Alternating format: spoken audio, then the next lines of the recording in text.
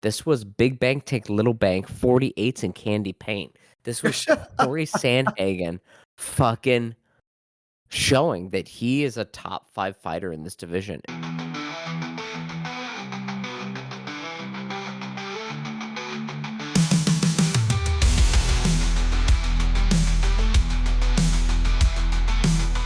All right, we're back. Welcome to another episode of Two Fight Fans, where we talk about all things in combat sports. I'm one fight fan, Colin, And I'm the other Stewart.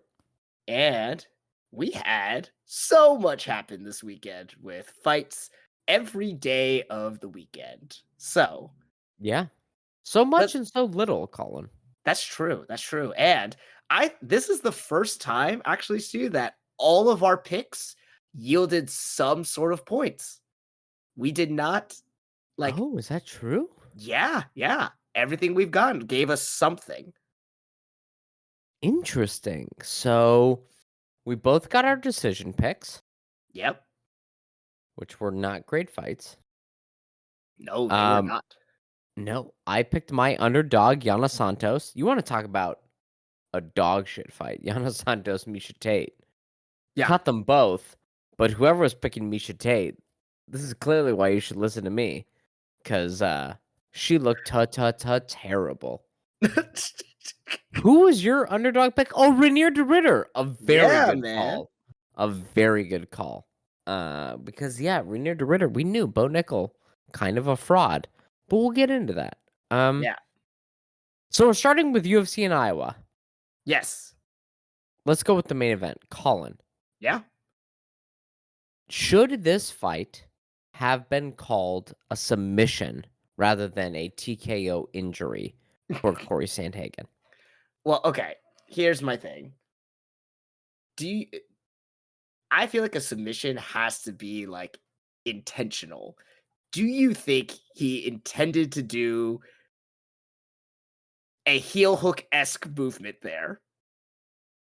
I think he put Deiveson Figueiredo in a position in the 50-50 where if Deiveson decided not to make the correct move, his knee would be blown out. Mm-hmm. And it was kind of a like, all right, I'm going to do this. You can choose to acquiesce to the position I want, or you can have your knee blown. And Deiveson Figueiredo either didn't realize that that was the negotiation that was going on or went, nah, I'm going to try to tough it out, and then got his knee blown out. I don't think it was in any way a fluke. It would be like me having you in a Kimura being like, look, I'm either, or an omoplata, right? Let's talk about an omoplata, which is like classic, like unless you roll through, you're going to get your shoulder ripped out of its socket. Right. And so like either you roll or you get your shoulder ripped out. And if somebody goes like, nah, man, I'm just going to stay right here, and you keep moving and then their shoulder pops out, they immediately go, oh no, what happened? It's kind of like, well, that was one of your two options. Either you get fucked or you go to the lesser position. Yeah. And I feel like that's what I saw in this fight, which was he had gotten his leg entangled and he moved to a position in which he elevated his body. And unless Deiveson Figueiredo was not willing to elevate and actually like kind of roll under or give up his back, Deiveson was going to get his knee blown out. And Deiveson went, no, I'm not going to do that. And then his knee got blown out. So, like, whether you know that that's the negotiation in the situation, I'm like, well, that's what he presented you. And so, yeah, I would call it a submission, right? Like, yeah. I guess, yes. I mean, it does. It's just one of those things where, like, I am unfamiliar with Cory Sandhagen's grappling game because I see he is actually a brown belt in Brazilian Jiu-Jitsu, but like I've not seen that kind of skill. I've usually seen his grappling being used to counter grapple or get his way back up to the feet where he feels way better striking. So like to see him, that's why like I didn't assume it was intentional. Like when I think about like an intentional leg lock like that from an awkward position, I think immediately of, do you remember that time when Charles Oliveira got that calf slicer and it was like he like was trying to take the back and the guy was like escaping out, so he just hooked around the calf and just grabbed him and pulled him back. I don't remember who it was against, but I'll look it up again. But like that is something that's like intentional to me. Whereas this was like he looked like, yeah, like you're saying, he was getting in the 50-50 or kind of like trying to neutralize position and kind of like moved upwards, and they got into this like weird momentum position, which yeah, it just kind of fell in this way that where like Davison Figueiredo like, uh-oh, like either too late realized or like was gonna try to scramble out and use momentum, but like it was too locked up and then it just shredded his knee that way. So it Yeah. whether it's classified as like because he did technically tap too, you know? Yeah. So like why that wasn't actually ruled a submission, I don't know. But like, yeah, it is yeah, regardless, he got the finish, you know. So Yeah, I just took a little umbrage with it being, like, characterized as, like, not there's something about, like, a rear naked choke is like, "Oh, that was intentional," and I feel like if you've ever grappled with people, like, who are low-level white belts, like, an omoplata is something where right, they're not ready for someone to, like, tie up with their legs, their shoulder joint, mhm, and then it wouldn't even look like it was an intentional submission, like, if I just tied up an omoplata and then rolled forward and you didn't roll with it, your whole shoulder is coming out. Like, I'm ripping that whole thing to shreds, mhm, you know? And, like, it wouldn't even look like an intentional thing, it would just, like, flowing through emotion, and I feel like that's what this was, and it just was like, he knew, "Hey, either Davison rolls with me on this or doesn't," and his whole leg gets fucking shredded to bits.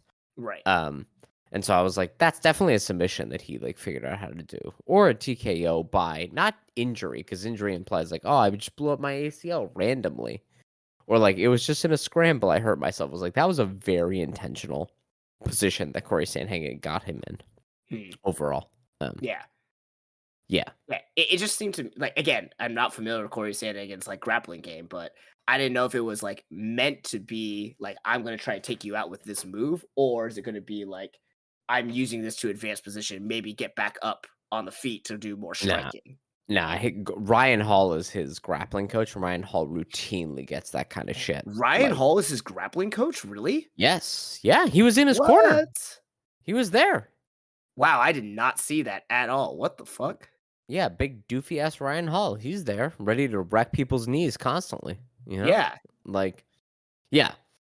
So that was something where I was like, oh man, because the last time I grappled, it was like I was starting grappling with people that were like really into the leg lock game and like leg Oh lock boy. submissions, and it was just Yeah. like constantly where it wasn't even like unlike a choke or unlike an armbar where you're like, "Oh, I am in a position where they are intentionally doing something, and then they can intentionally apply pressure." It's like all of it is they get to the position first, and they're like, "Great, now I'm just gonna move this way."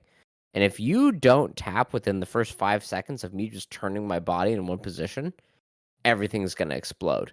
It doesn't feel like, wrenching on the arm or like really squeezing on a choke. It just feels like we're in this weird pretzel knot, and then I'm just gonna do like a somersault forward, Yeah. and your whole body will rip in half if you don't tap. And that's kind of what I saw with this. I was like, oh yeah, he's got that, and there goes the knee, of course. Yeah. Yeah. How impressed were you by Cory Sandhagen, and or how unimpressed were you by Davison Figueiredo? This to me, say I was impressed with Corey Sandhagen because it was Mhm. exactly like we were saying, is how it was exactly like we talked about how he sets up with like speed and combination work. Like he will do like 3-4 strike combinations, whereas Davison Figueroa is looking for like the one big shot. If you look at the stats too, I think Corey Sandhagen outlanded him like a lot. Like I think he landed like Oh, dude. 90-20 or something, right? Yeah, in the first round, he outlanded him 31 strikes to 2, Yeah.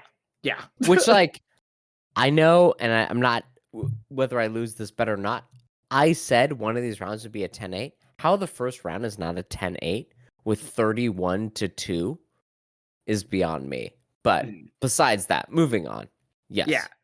But yeah, so like again, but it's like how much do we weigh that as like was Corey Sandhagen super over outclassing Davison Figueredo, or is like Davison Figueredo just kind of over the hill right now? Like we kind of said, like this fight was gonna be do or die for both of them. Like Yeah. one of them is gonna ascend up to the upper echelons to possibly be the next challenger, or and the other one's going to be kind of out of title contention for the rest of their career. Hmm.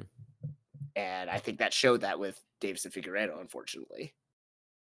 Yeah. I mean, which one do you think it is? Is it one person outclassing another, or one person being totally over the hill?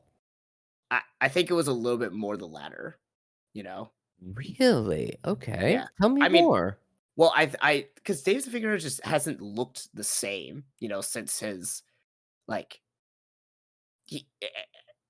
I remember him when he won the flyweight title, and it was like, oh man, this guy right here is like, he's scary and everything. But like since then, I haven't gotten that same sense from him, and like, yeah, he can still thump, but it's not. It doesn't have like that fearsome impact that I remember seeing when he was coming up for that title. You know? I'm gonna push back on that. He knocked Yeah, down Cheeto Vera, like a classically iron-chinned bantamweight, and he also knocked down Purion, like another in his last fight. he knocked down Peter Another Yan. no, he knocked down, knocked out, No, knocked yeah, he down knocked though. down. I just don't remember that. That's why. So Yeah, like, he knocked okay. down Purion. He knocked down Cheeto Vera and beat Cheeto Vera.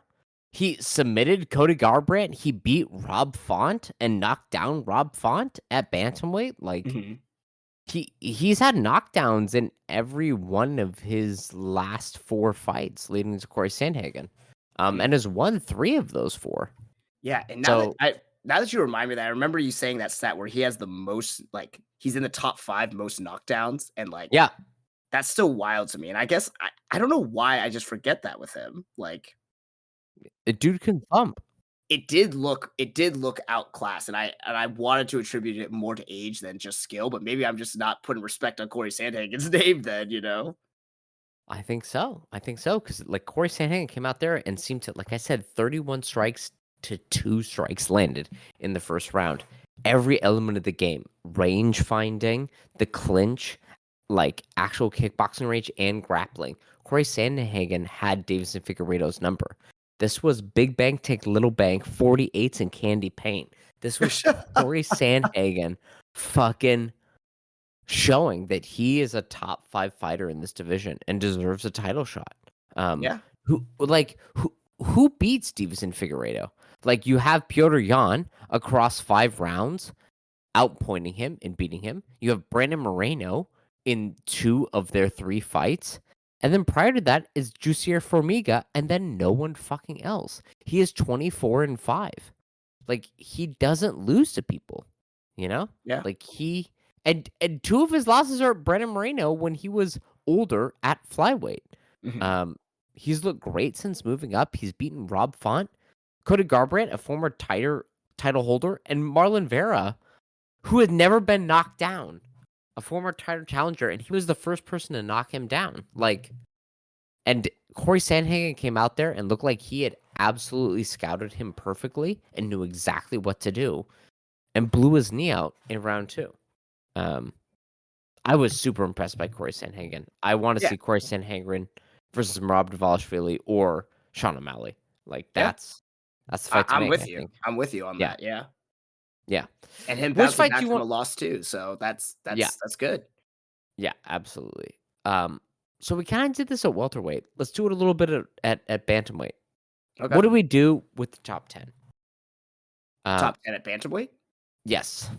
So we have Sean O'Malley versus not Umar, Merab Dvalishvili. Uh, coming up. Who gets the next title fight after this? The only ones who could really claim it are Cory Sandhagen or uh Peter Yan? Furion. Yeah. Yeah. Which Um, one do you think? mm, good question. Who did Peter Yan just fight? Davis Figueiredo. Took him all Oh, that 5 was his rounds. last fight? That was Yep. his last fight? Uh-huh. Okay. Yeah, yeah, in November of last year, okay. God, that's tough. Either one of them would be great. Well, because either whoever doesn't fight for the title has to fight Umar Nurmagomedov. So do we Yeah. want to see Umar versus Cory Sandhagen in it, or Umar versus Petr Yan? I mean, by ranking, I know rankings don't really matter, because it's Yeah, just like whatever, yeah. but by rankings, it should be Petr Yan versus the winner because he's higher ranked than both of them. But like, do we need to see Umar and Corey again? Like, is that something that we want to see immediately right now? Because when did they fight? They fought, That was Sandhagen's last fight.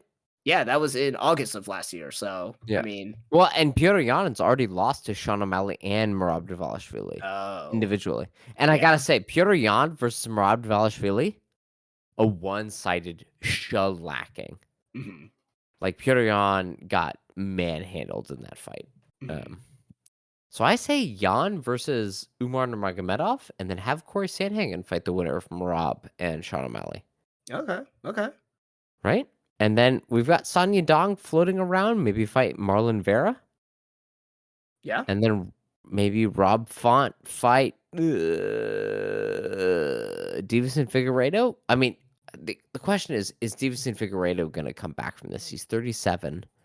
He blew out his knee. Like, he's already been a title winner, a 2-time title winner Mhm. at flyweight. Like, is it time to hang it up? Yeah, I mean,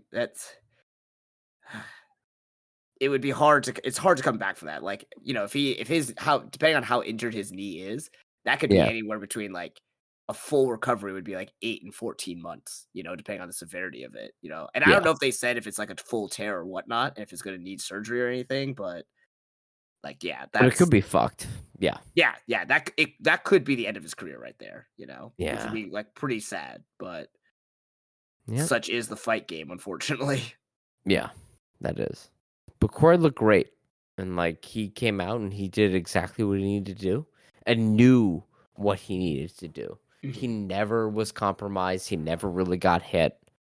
It was a great fight. It was a Yeah. great fight overall. Yeah. Yeah, yeah. It was good. It was really, really good. It was definitely the highlight of the night for this Yeah. for this card. Well, hold on a minute. The highlight of the night? You're passing over the fact that Bo Nickel got demolished. Let's talk about it. We both called it. Yeah, You called it yeah, as underdog, and I called it as finish. yeah. Rainier de Ritter, RDR, Red Dead Redemption, fucking coming in here and destroying Bo Nickel. Colin, Yeah. there's a lot of angles we can go out with this. Okay. RDR was coming in being hyped up as the same level as a Sean O'Malley, or as a John Jones, or as a Chris Weidman. These immense prospects that run to the title and win. RDR showed that that's not the case. What is You your mean best? Bo Nickel was being hyped up to that at Yeah, that what did level. I say? You said RDR. Oh, my bad. Bo Nickel. Bo Nickel was being hyped up like a Chris Weidman, like a John Jones, like a Sean O'Malley. That's not the case. Let's begin to diagnose why that's not the case and what's going on. So, Colin, what in Bo Nickel shows you that that is not the case, that he's not this amazing fighter anymore? What are the 1 or 2 things that make you go, ooh, we can easily see why he's not going to be one of these amazing prospects? Okay, so his first few fights, like I guess his first 5 fights, um, okay, we'll say the first 4 because those were the ones in the UFC. He had 2 fights at Dana White's Contender Series, and then 1 fight at UFC 285 and 290, and all of them ended in finishes. And that Yeah. is initially what you look for. You look for, a young prospect who, like we said, is just murking people left and right. He got, Mm-hmm. 3 submissions within like almost not even half of the first round, and then knocked someone out or TKO'd at 290. So, and again, none of these guys really have a name to begin with, but whatever. They're meat for the machine at that point. They're trying to hype them Yeah. up. And then we saw him at UFC 300 on the Mm-hmm. main card, the biggest card of, the last what? Would you say UFC 300 is the biggest card since 200? Like, Maybe not since 200, but like 217? okay. Probably. Like, So yeah, what is because that? 217 was GSP, Bizbang, Rose Number Eunice, Yin Jacek 2. But yeah, like the last, I don't know. There's probably 100 cards between 217 and 300. Oh, at least, but like so okay, and like how many so on the one of the biggest cards there, Yeah. and he was going against again, kind of like a known, Cody Brundage, but it's like, okay, like what's gonna happen here? Like we kind of expected him, if he was this hot young prospect to finish it quickly, to kind of show us Mhm. like what he's made of. And then it took the better part of 2 rounds, and he eventually got the rear naked choke off someone who does not have any grappling. So the Yeah. fact that it took a while to even get this guy to the ground, and then submit him when he has no defense of that is like, okay, this is a little like starting to see some holes in here. What's going on? But we excuse it like, okay, it's UFC 300, first time on a main card, blah blah blah blah, whatever. And then he Mhm. fights Paul Craig to a very tentative decision where we're like, Mhm. huh, okay. And we didn't see any, it was not like a back and forth thing. It was a very tentative, tepid affair. I think we've described it multiple times. Mhm. So again, it's like, okay, what is happening with this? Is he just not meant for the main stage? Is he like, is he just running into people who are actually more of his level now, and like he doesn't know how to deal with that. And then and that's just like leading up to this fight here. So I don't know. Is that like an accurate assessment? Like he was kind of fed early fights, which, you know, a lot of young prospects are, and he got the results that we were expecting. But then that very first main card where you're supposed to shine on that, it did not happen. Yeah, I guess I wanted to talk a little bit more about like what did you see in this fight that like makes would maybe feed into the idea, which is definitely my bias, that like he's not really a blue chip prospect. Against Um, RDR, you mean? yeah, yeah, He had no he was not able to impose his game at all and had no answer for any of RDR's offense and almost shied away the moment he was getting hit by someone who was like stronger. yes, Like yes, when someone turns away like that, like at any level from amateur to professional fight, if someone turns away or like ducks away and starts flinching a lot from getting hit like that, you know that they're not that level. They're not experienced enough, or they're not meant to be fighting at this level. yes, Like, yes, and he's a wrestler, sure, but wrestling, you're very aggressive. You get your lumps, but it's different when like an uppercut is splitting your guard, or you get rocked in the temple, or you get punched in the nose, and suddenly it's like bleeding. You can't breathe out of your nose. It's just a different thing, and he's not trained for that. He's not meant for that. He does not have the mental fortitude. And I don't want it just to turn into like this whole like, oh, he's just not mentally strong or anything like, but it is like at this level, he just didn't have that to show that he has the ability to fight in the upper echelon. you're 100% right because you said like he is a wrestler. He's one of the most decorated American wrestlers that has ever competed in the UFC. A man walked forward. And look, I love the Dutch, but walked forward with his janky, bow-legged ass Dutch legs, throwing ones and twos. And Bo Nickel was like, "I'm not gonna grab a single. I'm not gonna do a double leg. I'm not gonna secure a high crotch. I'm gonna do nothing. I'm gonna get in this clinch, not know what to do, and acquiesce to positions. Mhm. And then when the going gets tough, I'm just going to wilt." And that's what I saw. I see some people saying that, like, "Oh, the knee to the body he gave up." Look, if you take a knee to the liver, I can say from experience, getting knee in the body, I would prefer Oh to yeah. get kneed straight in the face. Uh, Yeah. Yeah, yeah, yeah. yeah, getting knee in the body fucking sucks. But the thing is, it's like up until that point, Bo Nickel had no answer for like how to keep someone off of him who walked forward. He had no jab. He had no straight punching. He had no combination punching. And like, if somebody's gonna walk towards you, shoot a double leg. You're the most amazing wrestler in America. Shoot a double leg, and even if you get into a bad grappling position, you wrestle out of it.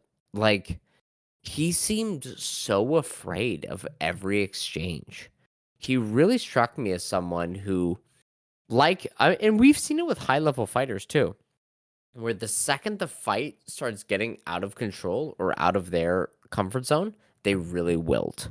Yeah. We saw it Yeah. with, and not to this extent, obviously, because these fighters had much more success and were much better at it. But like Rumble Johnson, rest in peace. Like the second a fight got out of control for him, he kind of wilted. Look at the two Daniel Cormier fights for that. Conor McGregor as Yeah. well Yeah. has been a fighter who like was an amazing front runner, just like Bo, where when he was in control of the fight, he looked like a stud.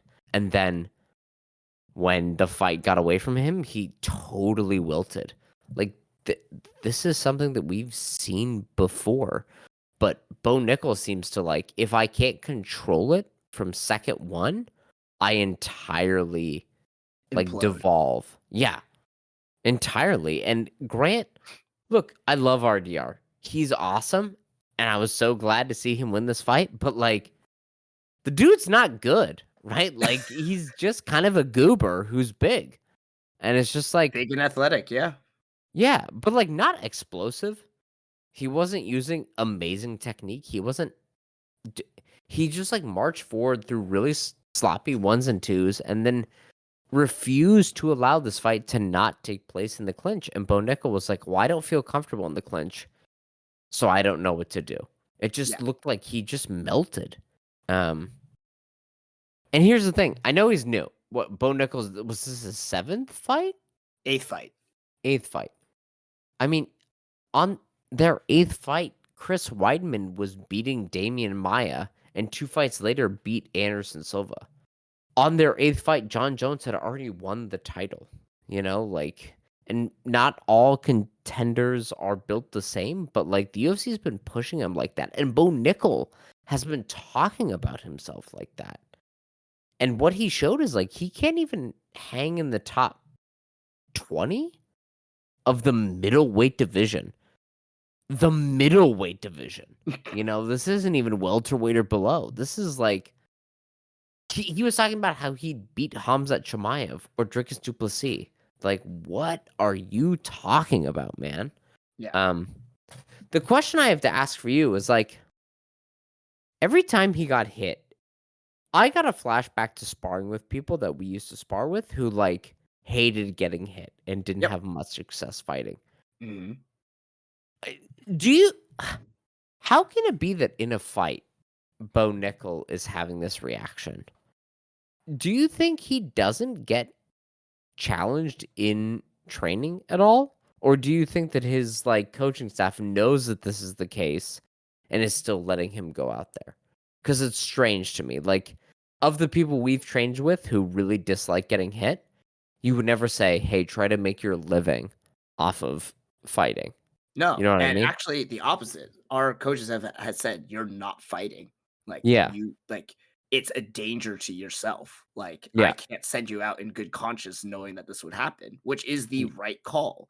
Yeah. So either A, his coaches don't give a shit about him, which is like it's fucked up for me to say that and like to be saying it while laughing, but also like, or everyone has been playing into this like false narrative or like dream state that he is better than he actually is, and Mm-hmm. that could be the case, like fighters, you always have to talk them up. You have to build their confidence that way. Like Mm-hmm. everyone does that, building the mental part is so important, but Yeah. when it's also being done on the side of your promotion, when your promotion is saying like, oh, you're the next big thing, you're like basically trying to like make you bigger than you are, Mm-hmm. like it is like you would definitely buy into that, and I don't know, is this like Yeah. I mean, is this like the chickens coming home to roost on the UFC and they're just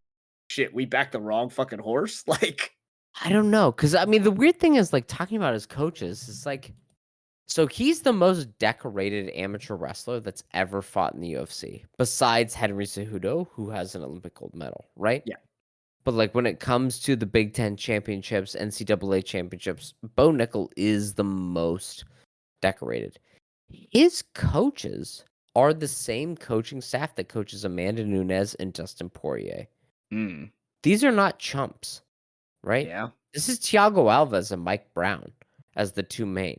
Like, these are legitimate fighters who fought in the WC and the UFC and who have held titles in both of those organizations.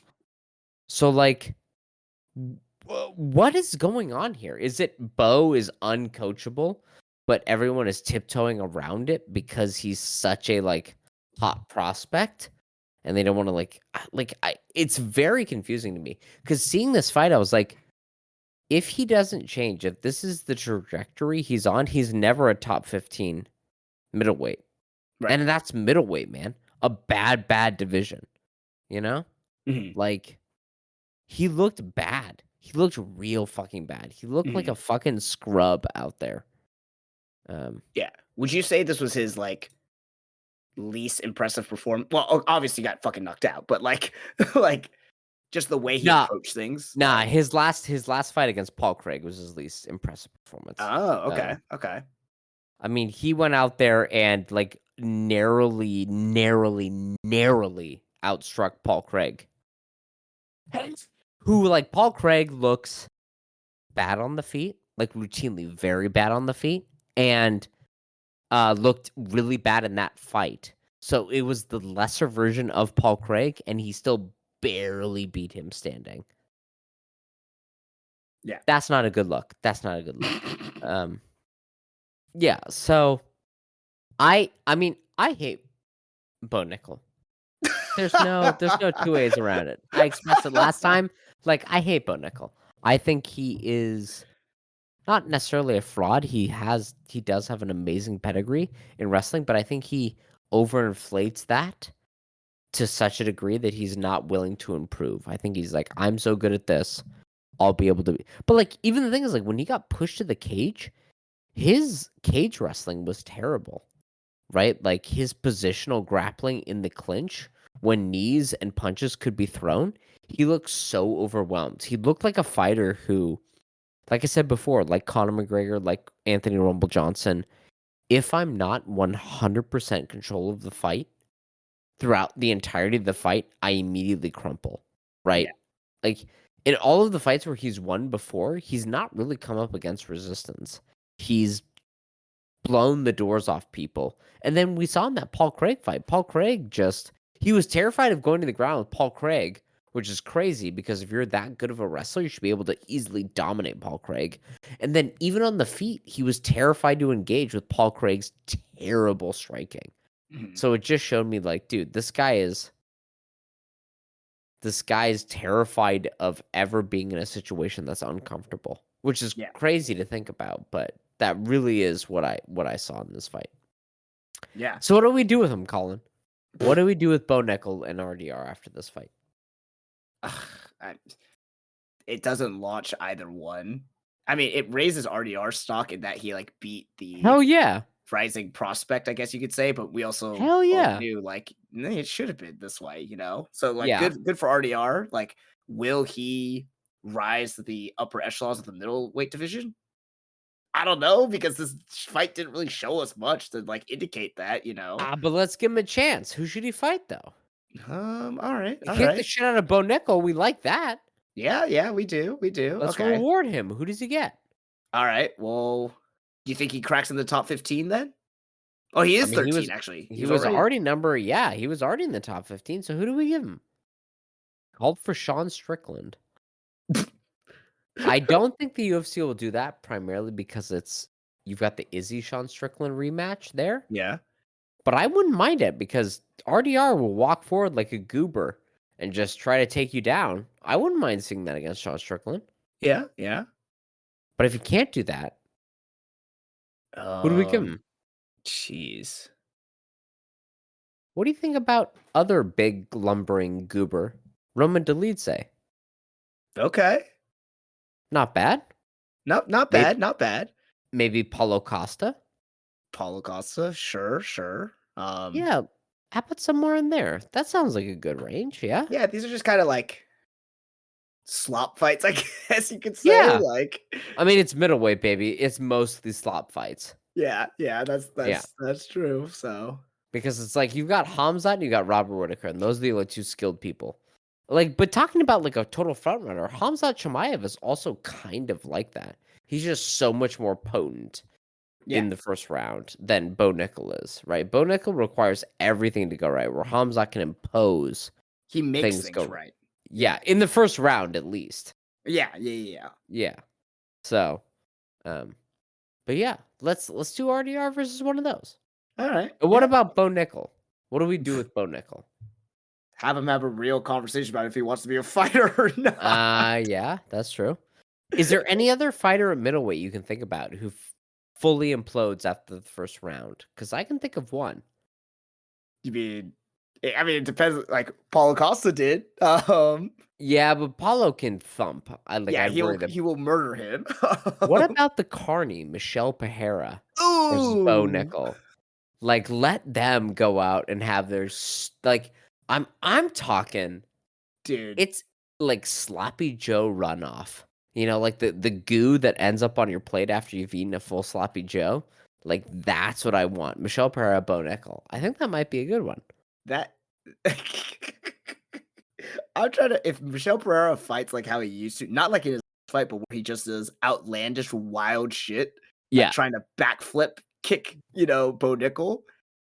I, I could totally see it going two opposingly different ways. Like Hmm. basically Bo Nickel just running away the entire time, not knowing how to handle the flying, spinning, whirling dervish that is Michelle Pereira, or Yeah. Michelle Pereira like exhausting himself and then just being like wrestle fuck to the ground. Like I mean, that that's sounds the like a thing. more entertaining fight than Bo Nickel versus Paul Craig. Like I'm ready for it. All right. Yeah. And then we can cut whoever the fuck loses that fight, right? Yeah. Okay. Like if Bo Nickel gets knocked out by a cartwheel kick, time to go, bud. But if no, Michelle Pereira can't figure out how to fight Bo Nickel, time to go. BKFC is calling your name. That's what I say. That's great. That's great. Um, what else from this fight card, Colin, you want to call out? I mean, nothing really stood out to me as like, Did you see the Jeremy Stevens Mason Jones fight? no, I did not. I tuned in a little too Oh, late on that. that's a good slobber knocker. Like, Oh, is it was it? 2006 MMA? Absolutely. Oh, But wow. it's pretty entertaining. They take lumps out of each other.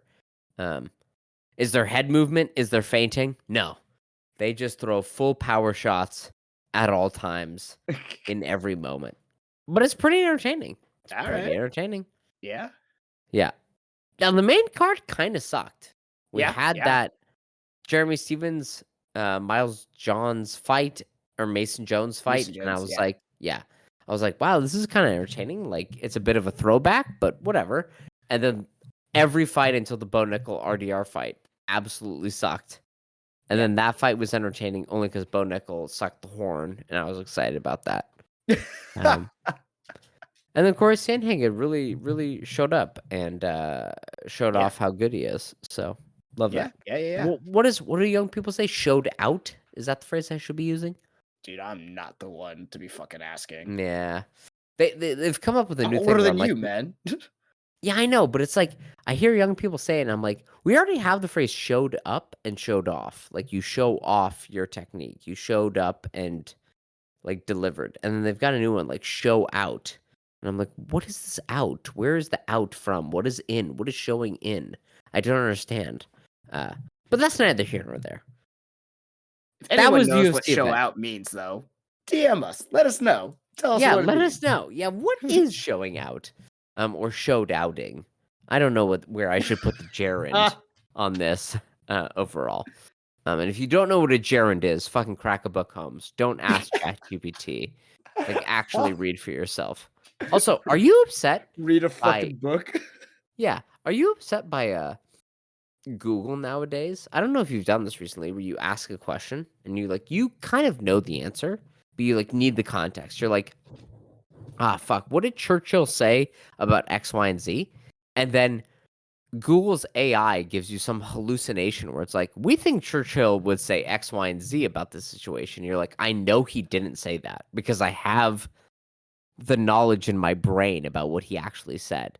And that's its number one. And then number two is a Reddit post. So they're like, hey, do you want to look at what a bunch of other dumb fucks on the internet thought this person said? And I'm like, can't you just give me the article where the actual quote exists? And that's like the fifth thing on Google. And it's just a nightmare. It's like I gotta wade through AI's dumb, like hallucinogenic interpretation, a bunch of dumb fucks' bad critical thinking ability, and then I finally get to the thing I'm looking for. And half the time, all those articles above it are wrong. I'm like, what did Churchill say about like being a conservative? Churchill enjoyed being a conservative throughout his entire life. I know he didn't say that. And then on Google, people were like, was Churchill right for being conservative? And the quote I was looking for was Churchill said, if you're young and not and a conservative, you have no heart. And if you're old and a conservative, you have no brain. Disproving the two things above it. And it's infuriating. I feel like it's anyway, going on a rant about nothing. But like, dude, Google is turning into trash and I hate it. But I'm not gonna go to Bing, so I don't know what I'm gonna do. Anyway. Well, thanks for that, I guess. Yeah, sorry. Like I recently Googled something and it was a nightmare because the AI thing told me the exact opposite of what I knew what was true. And then it gave me a Reddit post which gave no information. And then the third article gave me the actual information. I was like, how did your AI scraper not get the one clear article that could tell you what the answer to this question was? Very upsetting. Anyway, that was UFC. I don't know how I got on that tangent. Fuck it. Yeah. Colin, what boxing did you watch this weekend?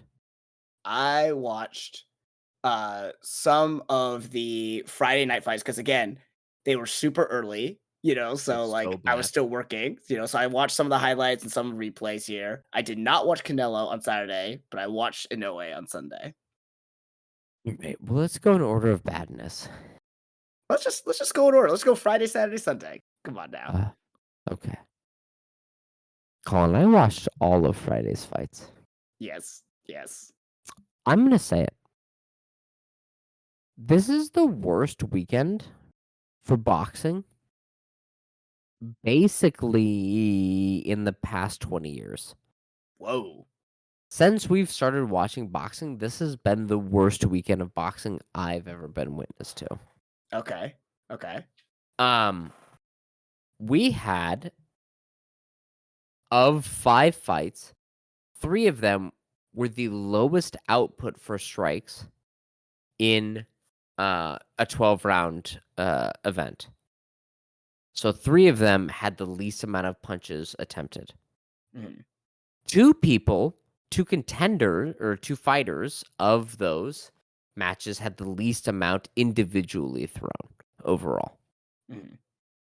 The Rolly Romero Ryan Garcia fight was absolute dog shit trash. Devin Haney's fight, Devin Haney, only beaten by Canelo Alvarez the following night, set the record for the lowest amount of attempted strikes, not even landed strikes, just strikes thrown Yeah. in a 12-round fight. Absolute dog shit fight. And then the Teofimo Lopez fight was absolutely terrible as well.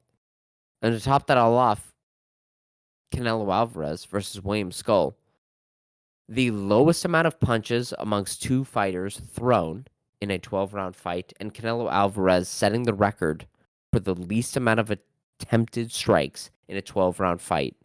Or a 12-round fight. Only throwing 56 strikes. Not even landing, just throwing 56 strikes, which means he threw less than 5 strikes per round.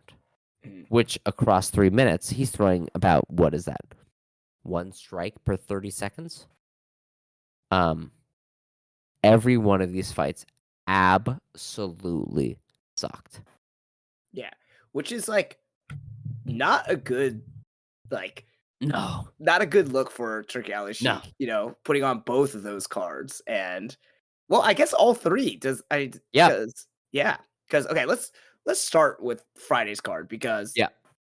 the best thing about this card was all the pageantry surrounding it. Like I did not Was know it? until you told me that it was actually legitimately in Times Square. And then I Bro, saw videos. I was like, what the fuck? How did they manage this? Like, Yeah, but then it was, like, cordoned off so only a few people could see it. They had those, like, big 8-foot curtains around it, and there was only 25 people or 50 people allowed inside those curtains, so mhm. people in Times Square couldn't even watch it. And one of the people sitting down was someone in a full Elmo costume. So there was the weird unblinking eyes of Elmo watching Devin Haney as he didn't throw a single punch across multiple rounds. There were several rounds in which Devin Haney threw a single strike. A single strike. And his That's opponent only wild. threw 1 or 2 strikes as well. Yeah. Like, like, I'm sitting there with my wife, and she's like, "Hey, man, this is we'll let you watch every one of these fights for you to relax. We have a stressful time in our house. There's been stuff going on." And she let me watch these fights, and I sat there and I went, "Wow, this is not entertaining. This is actually sapping my energy. Devin Haney is running around doing fuck all. This this does this I should have just sat around and shoved, like, push needles into my fucking ball sack, like, would have been more entertaining. This fight card sucked. It was so bad, man. Yeah. Ugh. Yeah. Yeah. I mean, what is there to say? Like, 3 3 fights this weekend had the lowest output by someone in a 12-round fight. Yeah. I mean, you can't argue with that. Like with the names and the accolades, I would have expected on Friday at least one of these fights to show something with that. But the Oh, fact dude, that like had so little output and just like I I don't get can't how all of them had that way. Like yeah, I came on this podcast and I nearly jizzed my pants with excitement. I know, man. And it turned out to be the biggest like, I mean, clearly the biggest dud in boxing of all time. Clearly, Yeah. right? Like, this weekend was one of the most hyped weekends of all time in boxing, and it was some of the worst fights we've ever seen. And so for hype to, like, actual, like, what did it show up as, this is the worst discrepancy we've ever seen in boxing. It Yeah. was terrible. Absolutely terrible. Um Ryan Garcia looked like a fucking amateur. Like, I've seen amateur fights with more skill than the Ryan Garcia fight against Rolly Romero. I was happy Rolly Romero won, but, like, I mean, the fight was entirely dictated in round 2, and then every round after that, they threw less punches against each other. You Mhm. can't be dropping off on punch output for 10 rounds after round 2. It was just Especially atrocious. after getting knocked down. Like, didn't he get knocked down in like what the fourth round or something? Second round. Oh, it was the second round? Yeah. Yeah. Okay. Well, there you go. Yeah. When you're fighting from behind like that, you can't be doing that, which we'll talk about later on. Yeah, like, it was just terrible. Devin Haney, Teofimo Lopez, and Ryan Garcia all having historically low outputs for themselves as well, Yeah. uh, across their entire fight. Their opponents as well, historically low output. None of these fights ever were really competitive in a way in which that was engaging. It Mhm. just was a matter of, like, who scored 1 or 2 points more than the other. But again, Devin Haney's fight had historically low output across both competitors. Ryan Garcia, Willie Romero, historically low output for both fighters. Just absolutely terrible. And the Teofimo Lopez fight, he was hitting this guy and doing a ton of stuff, but it was clear, like, he wasn't able to secure openings. His opponent wasn't landing at all. Like, it was just all 3 of these fights looked like sparring matches and not particularly interesting sparring matches, which, Mhm. like, that's not why you pay for pay-per-view. You Yeah. don't pay pay-per-view to watch sparring matches. Yep. Um, and they made this huge deal about, they were coming out in, like, old school taxis. They were coming out in Times Yeah. Square. They had Elmo there. They had these, like, huge video packages, and it ended up being dog shit fights, man. Yeah. Dog shit fights. Uh Yeah. Like, I think Friday night truly was one of the no, not one of, it was the worst night in boxing I've ever Mhm. seen. Um, it was terrible. It was absolutely terrible. Yeah. No, I Yeah. that's yeah, it was I texted you after. I said, like, don't even watch it. It's I not remember worth you it. telling me, yeah, Yeah, yeah, you it's said it's not worth not it. worth it, and I was like, "Oh, that's really too bad," but I watched parts of it, and I watched, like, the highlights and things because I was like, "I wanna see how they pulled this off in Times Square." I didn't fucking see Elmo, I wish I did, that would've been Oh, more yeah. entertaining, but I did like some of the pageantry that, like it's definitely like you said, they hyped it up to be something, and they just did not deliver on the actual thing, like, I think Ryan Garcia showed up in the Batmobile, which I was like, "All right, I'm kind Yeah. of with this. I like the pageantry. I like all this. This is like what the part of the boxing that we love, and we always talk about. Like, this is fun. This makes it entertaining. It's much Mhm. better than the UFC's boring ass like shit that they Yeah. do. You Yeah. know, but then the actual thing that we go to see, not the costumes, not the pageantry, the actual fighting, failed to deliver majorly, which is very Yeah. disappointing. Yeah. It was all fluff, no fight. And, Yeah, like, for these fighters, I mean, the fact like, Ryan Garcia and Devin Haney's rematch was one of the top, like, 3 biggest fights you could make in boxing, and now there is 0 interest after this because of how bad they both looked. Like, how much do you have to crater in order to take away one of those fights? Like, one of the biggest fights that there could have been in boxing, and then they each put on a performance that is so bad that nobody has interest in it. Like, Mhm. just terrible. So yeah, I was infinitely disappointed by this. It was a bad night. It was a bad night in boxing. It fucking sucked. It fucking Yeah, sucked. yeah. Then the following night, Ugh. did I I, watch Saul Alvarez versus Skull? No. No, I me didn't. neither. I did watch the Bacoli fight. We love Bacoli. Yeah, how did It that wasn't go? a good fight. It wasn't good. It wasn't a good Oh fight to no. watch. No, it sucked. But then what we learned is that Canelo Alvarez took Skull to a decision. Threw historically the least amount of punches, 56 across 12 rounds, less than 5 punches a round for anyone. Uh, and that he and Skull both threw collectively the least amount of punches anyone has ever thrown in a 12-round fight. In which they celebrated and then said, hey, we're going to have Canelo Alvarez versus Terrence Crawford, a fight we Yeah. had called for. And after which, Canelo Alvarez said, I hate fighting counterpunchers. I wish I could fight people that came forward and threw punches in volume. To which I say, Alvarez, Canelo, listen to me, buddy. David Benavidez has been there for years. We know who David Benavidez is. Stop being a fucking coward and fight him. I'm glad I didn't watch this fight because it sounds like it was one of the worst pay-per-view main events in a long time. And we just watched the Friday pay-per-view main event. So back-to-back Turkey giving us absolute dog shit overall. Yeah.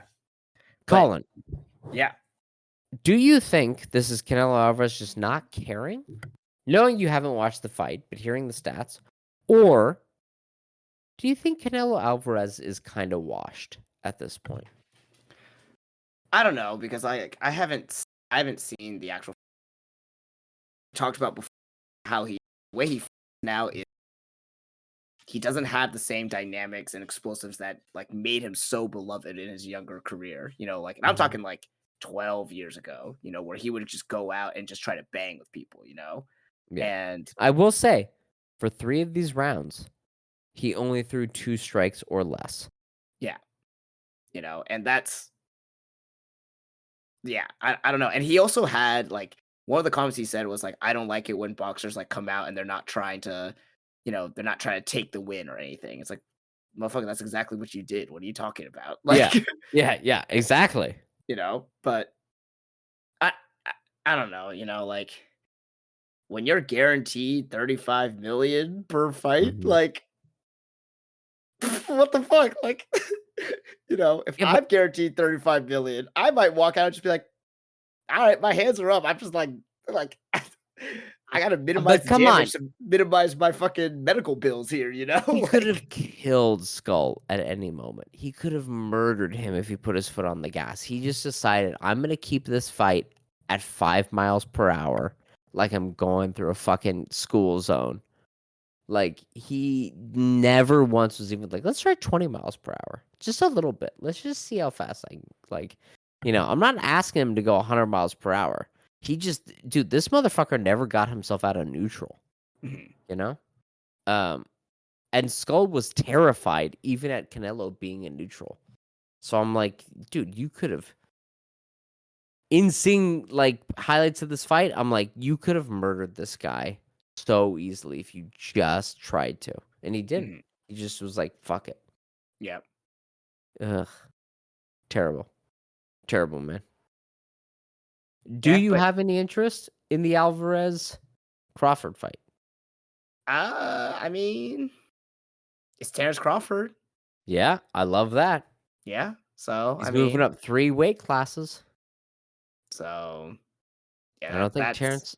Yeah, I'll still watch it. Now, it is being promoted by Dana White and TKO. How do you feel about oh, that? that's right. Ugh. Growth. Yeah. I don't know. I'm gonna have to sleep on that one a little bit. Like Yeah. my initial thought was like, all right, like we're getting the fight that we wanted, But at the Hmm. same time, it's like, oh, he's moving up 3 weight classes. Like I didn't even put those two things together. Yeah. But I mean, I don't know. I think Canelo's washed. Canelo hasn't had a good fight since 2021 against Caleb Plant. Mhm. And then he lost to Bivol, and then he's just been taking gimmies and like looking worse and worse and throwing less and less punches.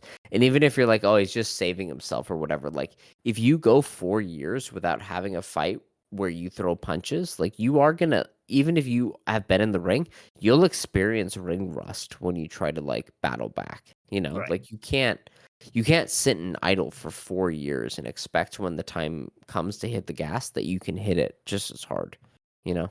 Mhm. Yeah. So I'm excited we see that in September, but like, golly, that coming off Canelo putting on quite literally one of a historically worst performance, not just for him, but of anyone, is kind of takes the wind out of the sails a little bit on that one Yeah. Yeah. overall. Definitely. Yeah. So a dog shit weekend for boxing, like a terrible weekend for boxing. Oh wait, except did y'all Yeah. watch Inoue versus My uh boy what's Cardenas. Cardenas? I can't believe I forgot his name. I'm so sorry, Cardenas. You're an absolute king, and I should have remembered your name. Uh, did you watch this fucking fight? Oh yeah, dude. Oh yeah. Oh, amazing! What a phenomenal fight. Also, we love Inoue. We're about to give him all his flowers and fucking get rock hard for him. I gotta say, his opponent is it Castaños Romanos. What am I forgetting here? What is his Is it name? Oh, isn't Ramon Cardenas? let me pronounce it correctly. Let me find it. Let me pronounce it correctly. I want to make sure I get it because this guy, Ramon Ramon Cardenas. Cardenas, Yeah. yes, after the fight, tweeting out, "Not bad for a Lyft driver," because he was a Lyft driver Yeah. leading Like up to last this fight. year, right? Yeah, dude, and this guy came out there and showed the fucking heart of a goddamn lion. Absolute blood and guts in the trenches, taking it to Inoue the whole time. Did he get Yeah. stopped? Absolutely. But dude, this guy put up such a spirited, amazing fight against Inoue.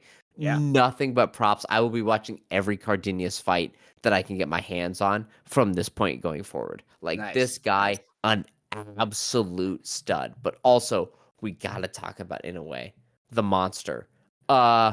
Weathering some real tricky situations because Cardenas was on him like white on rice, dude. And Inoue he still came out and battered this motherfucker. Yeah. Talk to me about this fight, Colin. All right. So yeah, this was, when it first started off, it was like kind of tentative. I was like, okay, like just getting his read. And then like I had this weird there are certain fights, and part of it is with like some of my favorite fighters, like you just get nervous watching. And I was starting to see like, hey, like he's Cardenas is just waiting. He's just loading up on something. What is he loading up? Because like he's just kind of sitting, just watching. And then when he threw that big ass hook at the end of round Mm-hmm. 2 and knocked Inoue down for just the second time in his career, with the same exact punch that he got knocked down with against Neri, last Mhm. year. I was like, "Oh no." And this was a knockout or knockdown that was like it wasn't a spinning momentum one like in the last one. Mhm. This one was like clearly stunned, like brain resetting, and as he's like sat down for it. So much that he stayed down the whole time, looked at his corner, nodded like, "Hey, okay, I gotta collect myself. I'm okay." And then stood up. Whereas the other one, he did take a knee, but he was like, "Okay, like I got it. I'm getting back up." And he like fought back more. Mhm. But yeah, this one was a scary one because one, Cardenas had speed and power with that, and Mhm. it was a strong strike. And then like the next couple rounds after that, like he was loading up on that. He was just waiting for that every time, and he was trying to catch that over and over again. So much that like it made Inoue hesitate a little. And he was like, it took a little while for him to get his feet under it or just get his reads again to get the momentum back in his favor. It wasn't probably until the fourth or fifth round where I really felt like he was starting to take control again by using more combination, but he was always being kept like on his toes. Like Cardenas had power, you know, in his hands to give a pause, and it wasn't until the accumulation of like the combination work and the body shots that I think started to slow Cardenas down to like take some wind out of his sails and take some power out of his punches that we could see some like vintage Inoue like power and combination work. But like, yeah, there was like real concern at the start of that fight. And like it possibly like, oh wait, is this gonna be like a true because he was like a what? A 6,500 favorite at the start of the Yeah. fight, I think. And then An after that absolute knockdown, massive, yeah. it dropped to 400.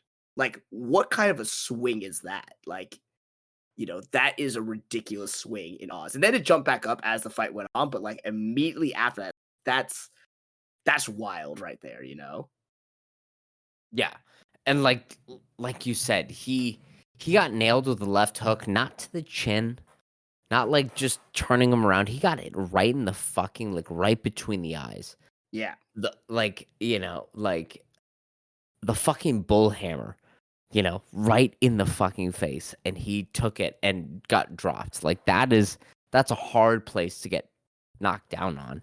Um and then he came back and like he was still eating heavy body punches. He was wilting in the rounds some of the times. Just like just getting hammered uh Mhm. by the body shots of Cardenas and then like still came back. This was a real like underdog. Cardenas doing a really great job showing that he belongs in this position, that he wasn't some chump that in a way was going to walk over, but in a way also showed what it takes to be a champion in Yes. coming back from real bad adversity to the body, to the head. I mean, like cardio issues. Not that he had issues, but like the pace of this fight was fucking insane. Yeah. And Yeah. like showing that like I can weather that storm. I can weather getting worked to the body. I can weather getting rocked and still come back and do what I do and knock this fool out in the eighth round. Mhm. Um, like this was the saving grace of the entire weekend for all the fights, Yeah. Yeah, for sure. right? Because there was two good fights maximum across three fight cards before this fight. Like there was not much else to go off of, and we had four fight cards this weekend. We were super excited for them. So like ugh, this was a great fight. Yeah. This is what boxing. This is for Canelo, for Ryan Garcia, for Devin Haney, for Teofimo Lopez. This is what boxing is supposed to look like. This is what boxing is supposed to be. Um, it was phenomenal to watch. I was so worn out by all of the fights and how terrible they had been up to this point. This was a breath of fresh air. This was so good, and this is why let's have Inoue fight every weekend. Let's give him $100 million and let's have him fight like the next 3 weekends in a row. He deserves it. He Mhm. deserves it because he like basically saved boxing on its biggest weekend, supposedly quote unquote biggest weekend that it was supposed to have in like a decade. And it was all down to him and Cardenas. Cardenas, a Lyft driver in his last fight. Like, give that guy a big bucket of cash too. I want to Yeah. see that guy fight constantly. Um, yeah, a phenomenal fight, Yeah. phenomenal This shit. this one really highlighted the storylines of boxing. You have like one of the pound for pound greats, the champion, being touted as one of the next biggest things in boxing against someone who's unknown, who has to scrape by. It's a literal like Rocky story there, and comes out and shocks the world by getting that knockdown. Like that was not in the script. That wasn't supposed to happen, and seeing like what he could actually do, putting his name, on the world stage for everyone to see. And then for Noe being the hyped up champ to battle back from adversity, to be in a firefight, to like take big risks. Cause there were times where he was like, I have to turn this into a firefight and I'm gonna risk getting knocked out or knocked down again to try to work my punches in to get my rhythm. And it paid off. He showed the heart of a champion. He showed the ability to, like you said, overcome adversity and show that he is on a different level than his opponents. But like it has the drama, it has the storylines of what you come to love about boxing, and Yeah, I like you said, like saving the weekend for boxing, like that is definitely what Inoue did, and I'm psyched for him. He's got another fight already scheduled in September. Uh, so I will be watching his next fight. And man, this guy, for being 121 pounds, he has a 90% knockout rate. yeah. Like Jesus. He's like is a tiny Japanese man, and all I can think of is the late great Bartley Gorman, the last like king of bare knuckle boxing, uh, talking about how bare knuckle boxing like affects his life and how much pain he goes through and how much he has to just like suffer through to knock out his opponents. And he says like it's terrible, but my back is broad enough to bear the responsibility. And that's what I feel about Inoue. He just is the motherfucker who can do it, Like Mhm. he's just the guy to carry it on. And like you never hear him complain. You never hear him point fight. You never hear him say, like, I just want to take it easy. He's in there, blood, sweat, and tears to absolutely prove he's the best and give the entertainment to the crowd. Because in the end, that's what boxing is. It's a blood sport that we all enjoy and are entertained by. Mhm. You can't just throw 50 strikes across 12 rounds and go, well, I won, right? Like, you're going to lose the crowd so fast. Yeah. And in a way, it doesn't even seem like that's a thought in his mind. And so for him, he has to be anointed the first short king of the Two Fight Fans podcast. We give Hey, him the yes. crown. He is the Let's short do it. king of Two Fight Fans because he saved fighting as a whole this weekend for us. Yeah. An absolute stud. And and like yeah, I don't even know what to say. Like I'm just like thank God, because otherwise this would have. I mean, it might still be the worst weekend in combat sports history, but like this would have been the worst weekend by a country mile if it Mhm. wasn't for Inoue. Yeah. Um, yeah, yeah. Wow, what a weekend! What a Yeah. terrible, shitty weekend of fights. We had some good, a lot I of was bad, glad but to we see did Bo have some good. Nickel fucking get crumpled like a Yeah? little bitch. Though I say like a little bitch. I've been hit in the body and crumpled like a little bitch because a lot of you might not know it. Getting hit in the body hurts way more than getting hit in the head. I'd Yeah. prefer to get hit in the head over hit in the body. Getting hit Uh, in the head hard enough, your brain just you don't feel it. Your brain you just go to the ground. You yeah, you wake just up, fall you go, asleep. You "Hey, just what take a happened?" nap. You hurt later Yeah. on, but like in the moment, doesn't hurt. Hit in the body though, it hurts, and then it hurts way more Yeah, like after how that. can you describe it? Because I was gonna say like getting hit in the body really bad is like almost like how when you like take the knee reflex test where like a doctor hits your knee with a hammer and your knee moves even though you're not trying to move it. Like getting hit in the body, your body almost has the same reaction. It just goes like you shouldn't be in control right now. We're gonna take over. And you just kind of fall over and you're like, well, I didn't want to fall over. I didn't even realize I should be. But like your body kind of just goes, yep, that's what we're gonna do right now. I will It's a tell you one story of how the worst liver blow I have ever gotten. And it was because it was a strike I didn't see coming that was strong and fast. Those were like mm-hmm, the three things that you want to have if you want to knock someone out. Like if that hit me in the head, if this strike hit me in the head, I would have been knocked out. Like, mm-hmm, got cold. That's it. Like I would have woken up later on, staring up the lights, and be like, "Hey, what the fuck happened?" But I got hit instead in the liver with a spinning back kick, mm, and I felt before I knew, I fell to the ground, and my entire body wanted to throw up. Like, mm-hmm, I like, if you've ever been, like, violently ill with the flu and you need to throw up, like, that's what I felt, except it felt like at the same time, someone was stabbing me in between my ribs on the right side there, mm-hmm, and, like, I've had appendicitis. I've had, like, things like that, and this was one of the sharpest pains I'd ever felt and most immediate visceral reactions that mm-hmm, I, like, couldn't there was no way. Like, if this was like a mixed martial arts fight and I was down on the ground, like I would just be eating shots left and right. There'd be no yeah, way I could defend myself. Like, because my body just went into like immediate, what the fuck is happening? You're dying mode. And mm-hmm.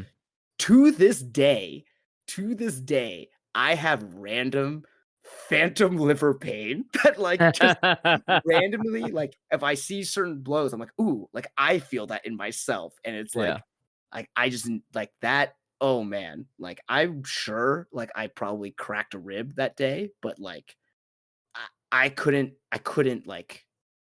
move. Like, and it took yeah, everything to keep me from just vomiting everywhere. Like there were yeah, multiple times like it's coming. Just everyone get out of my way. Like it's all coming out.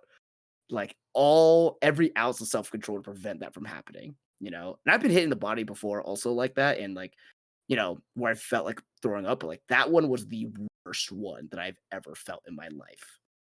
yeah. No, I think like throwing up is a good way of describing it. Because like people can recognize when they go to throw up, and it's like it's not voluntary. They can feel their entire chest and like rib cage, all the muscles tighten to force the contents of their stomach up.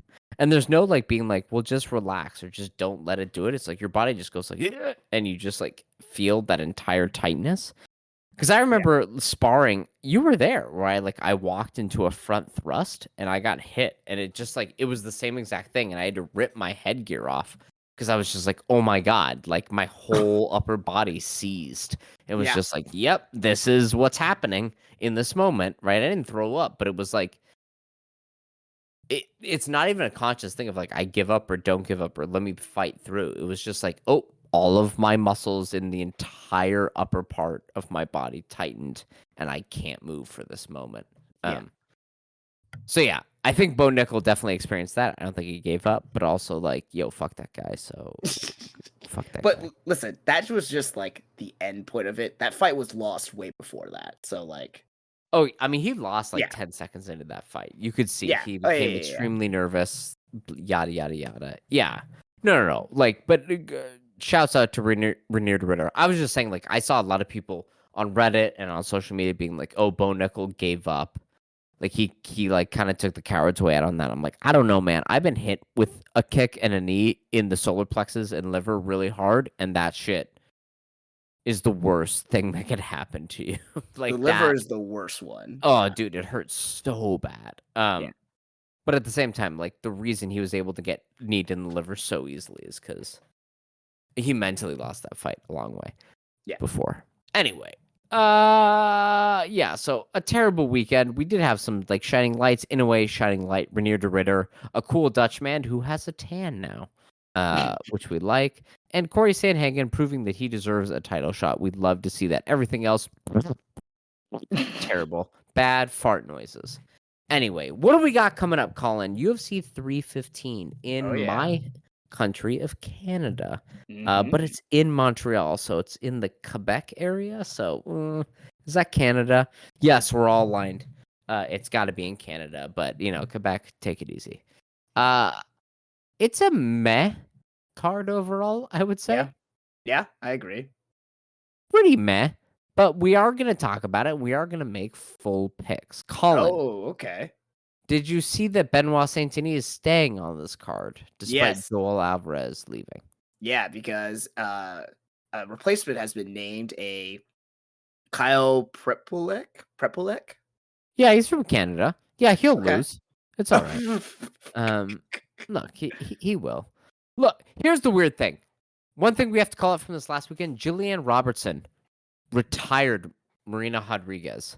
Jillian Robertson, the most successful active fighter on the UFC roster, who is from Canada, and they made her fight a week before the Canadian fight card. What the fuck are you doing? She's on a 6-fight win streak. There is no other Canadian who is even on a 3-fight win streak. What the fuck are you doing, UFC? Why is Jillian Robertson not on the main card of this Canadian fight card? It doesn't make any sense. Anyway, Yep. the I don't know. Canadians will most likely lose pretty heavily on this fight card. Yeah, because what do we got? Eamon Zahabi? Yep. Kyle Prepelec? Mike Malott? Jasmine Jasdavicius? Maybe. Marc-Andre Barrios? Yeah, we're not going to do super well. We're not going to do super well on this card. Anyway, Colin, we will be making 5 fight picks. We're going to be doing the 5. Oh, the first main event, and the co-main. Okay. co-main, Yeah. finish, decision, underdog. That is All right. 5 fights. All right. Yeah. Yeah, so we'll be doing that coming up. That's UFC 315. Bilal Muhammad versus Jack Della Maddalena and Valentina Shevchenko versus Menon Furo. So get your picks locked in. You already know how I'm going to pick. Probably the Canadian fighters aren't going to win. Yeah, I wish they would tell me the odds versus Mike Malott and Charles Radke, because I tell you what, Mike Malott ain't winning that fucking fight, but that's neither here nor there. Anyway. All right, everybody. This has been Two Fight Fans Podcast. I'm One Fight Fan Stewart. I'm the other Colin. Remember, when Saudi Arabia got involved in boxing, it led to one of the worst boxing fight cards in a decade, if not 2 decades. Remember that, everyone. Don't let that be forgotten. Bye. Bye-bye.